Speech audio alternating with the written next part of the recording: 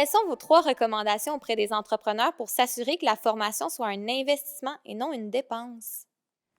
D'une part, je dirais de mettre des mécanismes en place pour pouvoir suivre, en fait, après la formation, être sûr que les compétences ont été acquises, que les actions ont été appliquées aussi. Puis je dirais de faire en sorte que la formation, ça devient partie intégrante de la culture d'entreprise. C'est super important.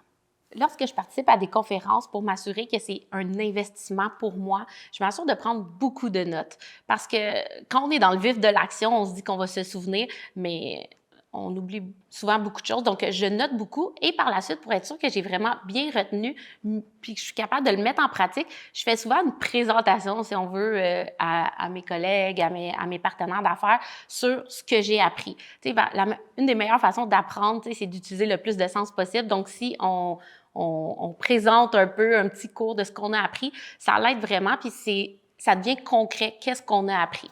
Une autre recommandation pour s'assurer que c'est un investissement, si on parle chez nos employés, c'est s'assurer que la formation, elle est au bon moment aussi pour l'employé. C'est-à-dire peut-être pas dans une période où on est dans un rush, dans une grosse période, parce que l'employé aura peut-être pas, tu sais, toute sa tête, il sera pas présent dans ce qu'il apprend. Puis s'assurer aussi que c'est correct que, par exemple, s'il manque une journée, qu'on s'attend pas à ce que les tâches soient faites de la même façon, de mettre l'employé à l'aise aussi face à ce temps-là.